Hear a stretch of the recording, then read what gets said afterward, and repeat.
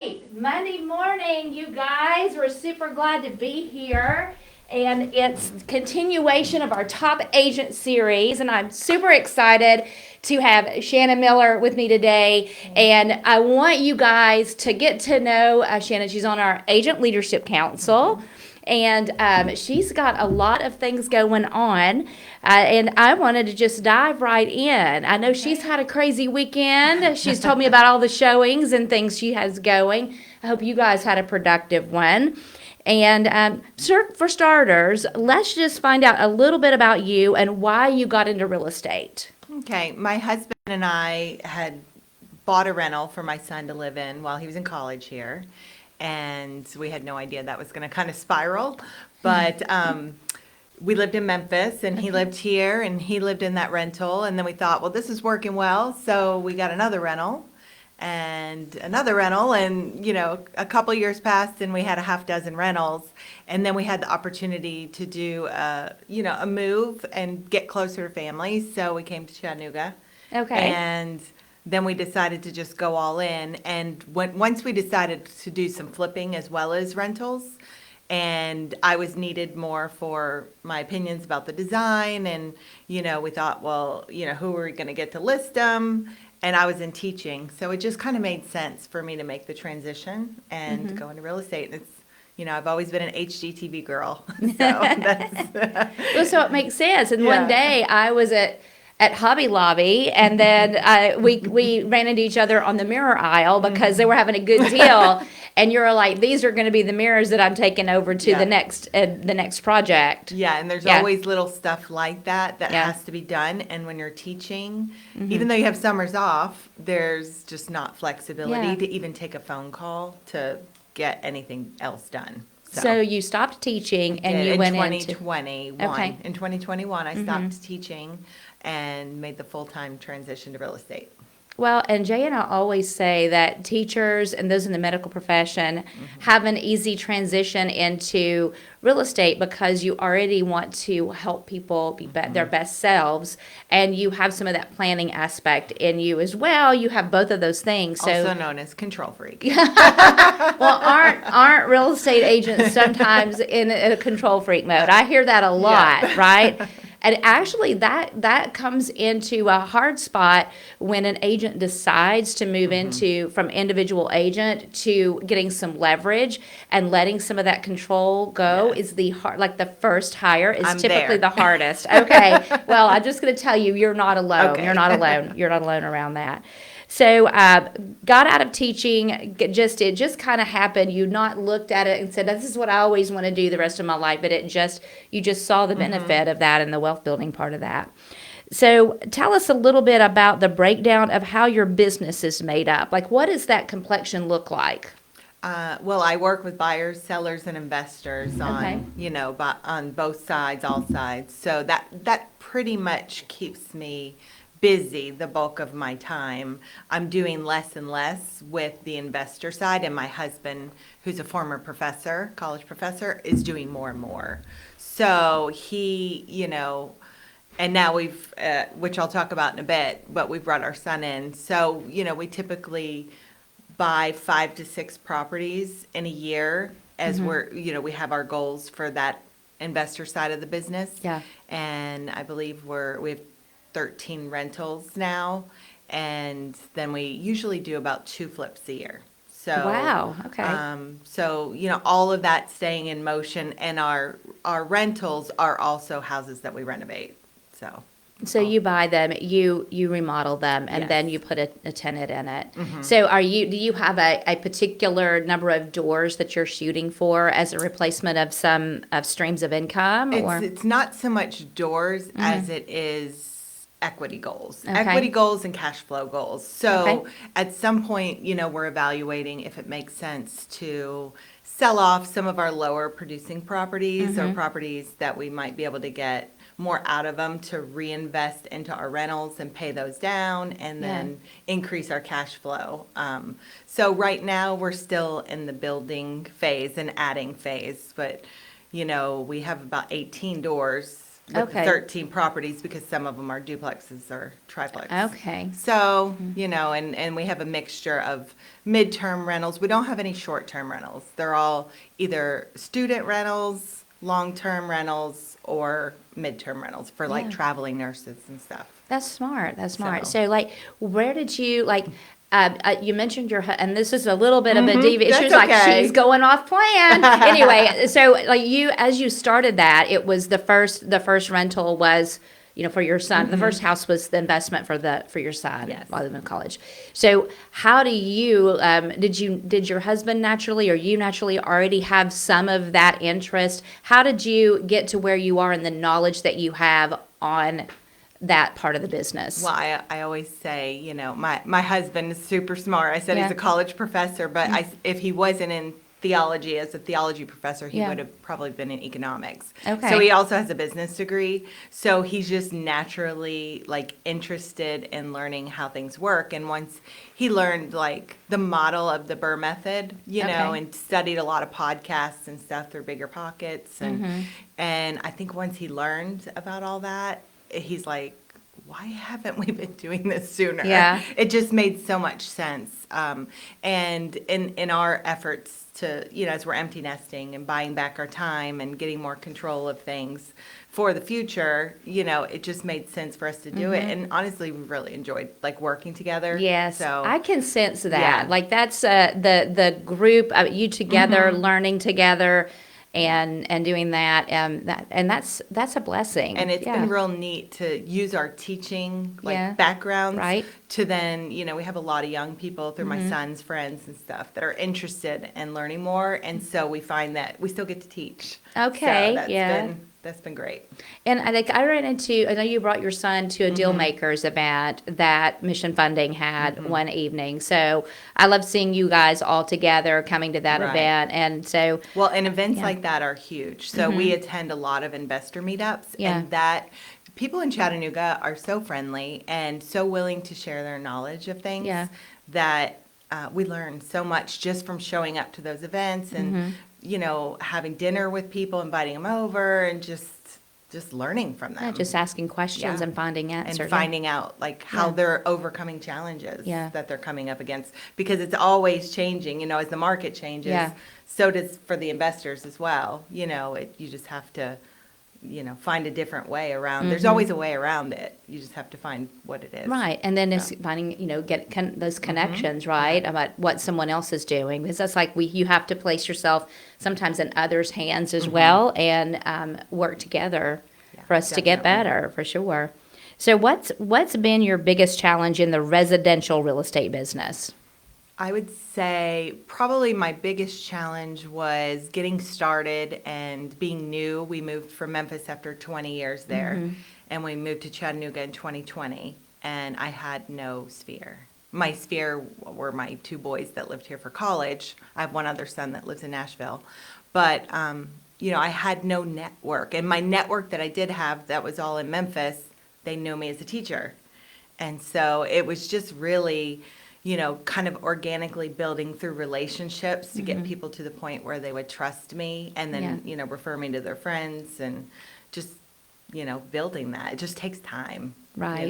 I'm not good at like just cold calling. I'm really a relationship person. Yeah. So, that's been a challenge. Well, I know Getting out that's of my probably refreshing to hear for a lot of those watching, because most people don't want a cold call. They Right. want to have a warm relationship. So getting outside of comfort zone, and I know that you are people-y, so you don't mind talking to people. It's just having those connections and building that. And overcoming the view of yourself as like a salesperson Yeah. and more of, helping people accomplish their goals. I think I do better when I look at it that way. It's like I'm not trying to Yes. sell them something they don't want. I'm building a relationship Right. and helping them get to their goals that they have.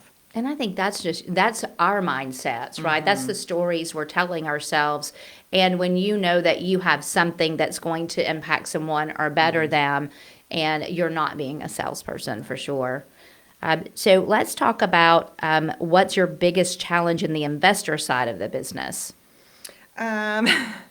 I would probably say the biggest challenge there has been finding people, contractors, subcontractors, who have the same level of standard that you have. Okay. So I feel like everything that, especially if I'm selling all of the things that we're doing, I feel like our name is attached to it. My Yeah. name is attached to it. And if my name is attached to it, then, I want to put forth the best.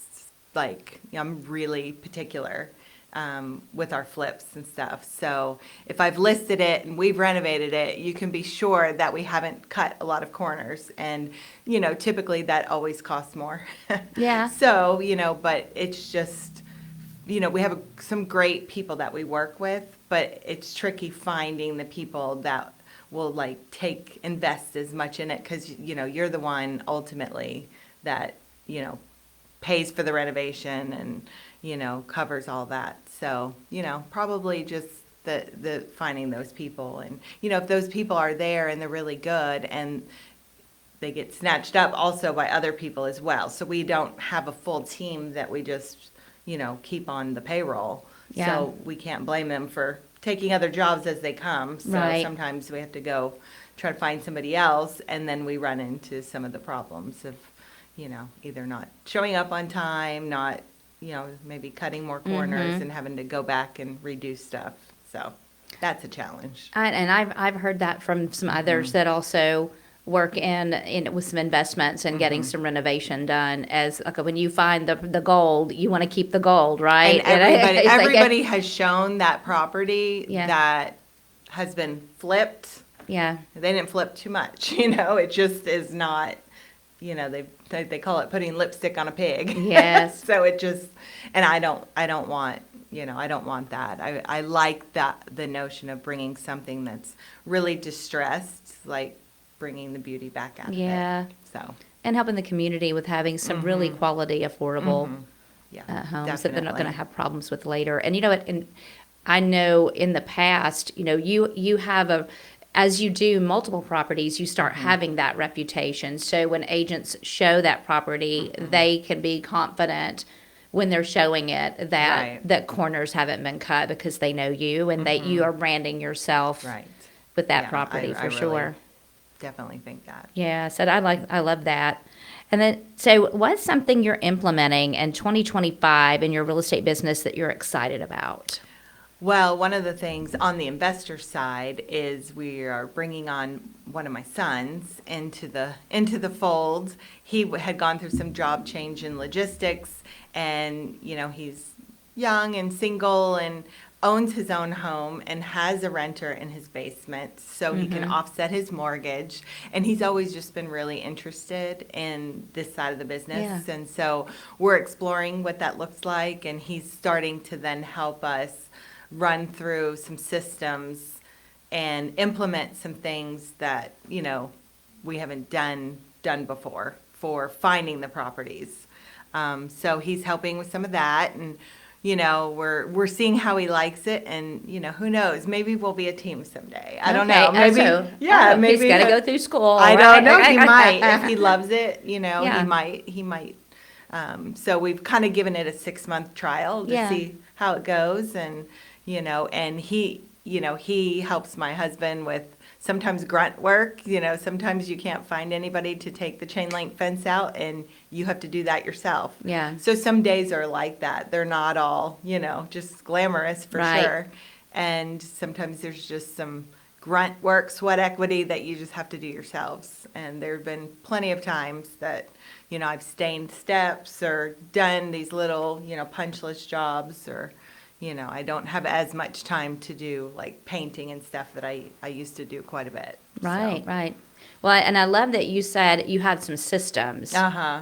that Well, are in place. Yeah. we've added a system Yeah. for our rentals with like Rent Ready, where Okay. everything's going through there, and the tenants, because my husband still manages our properties. Yeah. So, so this has kind of helped streamline any requests for repairs. They can also pay their rent and help build their credit. Yeah. So then hopefully someday maybe I'm helping them buy a house. Yeah, that's fantastic. So, it's just a system that's a little bit more organized, and you can also then see like how your property's performing for you at the end of the year. Okay. Like, how much did you have to invest in it? And, is this one we should consider selling Okay, and that's maybe smart. Yeah. paying down? So it's helping us see some of those numbers. Nice. So it's called Rent Ready, and that is a platform that you It is. purchase to manage it. That's good to Yeah, know. Well, that's yeah. smart. I There's like several that. different ones, and Yeah. he looked at, several different Yeah. options before deciding on that. So, he's helping with some of that. And then on the real estate side, Mm-hmm. I got recently asked to be one of the hosts for American Dream TV Network, which basically uses realtors and mortgage lenders and people in the know, I guess, in the city, and to highlight the positive things kind of happening in the city. We need that. And we love Chattanooga so much. So, there's so many great things happening here. And so it's nice to have a little bit of that platform. And that's also helping me increase my sphere and just get out there and meet Yeah, more some people. Marketing. Very exciting. So you're having to be Yeah. on the camera, and how did that go? That's a real out of my comfort zone thing. If I'm just one-on-one, Yeah. fine. But So, I had my first one on Friday. We did the filming with my good friend from Memphis, Elisa Butterfield. She's the owner of Agape Design. And so I was able to, showcase her designs, and That's she nice. actually designed Jay's home. So, Yes, it's beautiful. So we did spend some time up in Flipper Bend in the community where she builds a lot of homes, but also talked about like her and how she gives back. She redesigned a space for Chattanooga Room at the Inn. Oh, nice, And, yeah. And does something, she does some other nonprofit work. And she, just has this firm belief that everyone deserves beautiful spaces to be in. That is a really I great know. mission I statement, love right? that. Yeah, I love that. Well, that's exciting. Yeah. So when does that air? How Next month. Next month. Yes, Okay. so it will air next month, and I still have to figure out, we'll do a little watch party each time that, one of them airs, and I'm still figuring some things out. I'm learning as I go with that. It was a big step and commitment out of my comfort zone, but we'll just. I love that. That's how we grow. I know Yeah. that you're going to have good things come from that, So. especially that connection with the designer as well. So let's get what's one piece of advice that you would give someone right now starting out working with investors, investing in real estate, like flipping houses in that part of the business? I chatted about this with my husband the other day, and one of the things we said is don't wait for the perfect time. There's never a perfect time. He would joke that he, his analysis paralysis. Yes. And, he's so cautious with all of that. And I'm not saying just, take a leap and, but also analyze some mock deals before so that when a good deal presents itself. And, he runs through all the numbers and puts mowing expenses, like every expense. And at the end of the day, if after he puts it in that system, and his system is through Bigger Pockets, but, taxes, insurance, all of the things. And we look at the ARV after it's all finished being rehabbed. And if those things work, then the deal makes sense. Yeah. And, we have flipped, I think we have had 2 flips that, were close to just above breaking even, just because of some things that came up. One was because we renovated a house for our son, and we didn't upcharge him. There you go. He got Okay. the benefit of that. Yeah. But the other, just, things that come up. But overall, all of our rentals, like, we bought our first in 2017, and, now here we are, and they're all, you guys know what the property values in Chattanooga have done. So there's not going to be a perfect time, but I guarantee you a year from now, you're going to wish you had done it sooner. And just start with one. We wish we would have started earlier, but we're helping some young people, find a way to do a house hack, which is basically finding some rental space, either adding through a basement rental or above the garage rental, or, getting a roommate for a year so you can save enough to buy a second property. Yeah. Just it takes some sacrifice and, and you prioritizing, but, it sets you up so much for your future. One home, investment property can make a huge difference in like what the future looks like as far as, freeing up some things. If, can you imagine when you were 25 buying something and then you own it outright at some point because you paid it down with rental? Right. So, it just gives you flexibility in making choices. And that's what we really, ultimately wanted. And, we run ours through, buying pretty distressed properties. And I realize that's very intimidating for a lot of people. You don't have to go that extreme. That's just the way that we have found to add value, And that's important It for is. you. Yeah. Because, adding value, if we buy something for, one of the ones that we just did off Hoyt Street, we bought for about $125,000 and we put in $75,000 and top to bottom, new roof, we finished out some space in the basement and it had a separate space. So we kind of turned it into a duplex. And so we were in for 200 plus, of course, holding costs. And then we get it appraised, because then we refinance and it reappraised at 315. Wow. And we had, put in 200. And then so we refinanced and typically they'll give you 75%. So we were able to get all of our money back out and then turn around and do it again. And that's what they call the Burr method. Okay. And then we have a renter, two renters, because it's top and bottom. And they're long-term renters in that one.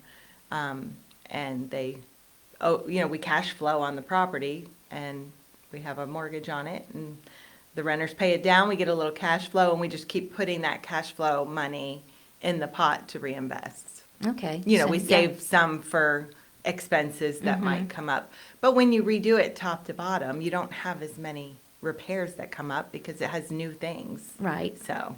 Well, and I got to see one of your houses that you did, and it was so lovely inside. I could tell that you really went the extra mile and wanted it to, be a great space, the kind of the history of the house and all of the things, and make it nice for somebody else. So, the last question I have is, what brought you to Keller Williams, and why do you stay? Initially, I signed up with a brokerage that was it was, of course, during COVID times and, and it's more of a virtual company anyways. And I thought that would give me a lot of independence and flexibility, Right. and it did, but I really didn't get the training and the systems of the models that I needed to follow, and I've not done this before.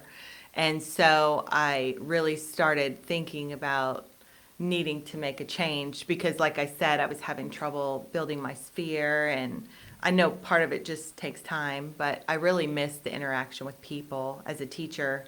You've got your teams, grade level teams that you teach with, and kind of accountability, built-in accountability, and people that you see more regularly. So I missed that, and I met you at the open house, and I was already thinking about that, so I just think that was just meant to be. And then I came and met with you and Jay, and it just felt like home, and and I've loved it. It's been the best thing for my business, for my confidence in my business and confidence in myself, getting the systems and training that I need, and I would have absolutely no reason to go anywhere else. Well, we love having you, and I do think that it was meant to be that we met. And you give back so much, like all the things you just talked about. I'm sure that's going to bless someone that's watching us that may be thinking about it, that may have some fear around it because it is the unknown. And I love that you can take the fear away by having some systems in place. And I heard you mention several of those. So, and that you're teaching others to build wealth at an early age. So you are making a difference in the world. And I wish you all the best on your television show. And you guys dropped some hearts, some love for Shannon this morning. And I know you have to leave. You have another appointment. And so thank you so much. A not fun dental appointment. Yeah, I know. So. And you were willing to come in and do this. So I really appreciate that. You guys have a fantastic Monday. It's the very last day of the first quarter. So what you've been doing is already setting up your second quarter, right? So keep at it, keep doing the thing. And we look forward to you guys bringing in all the listings and dominating the market. And we'll see you next week. Thank you so Thank much. you.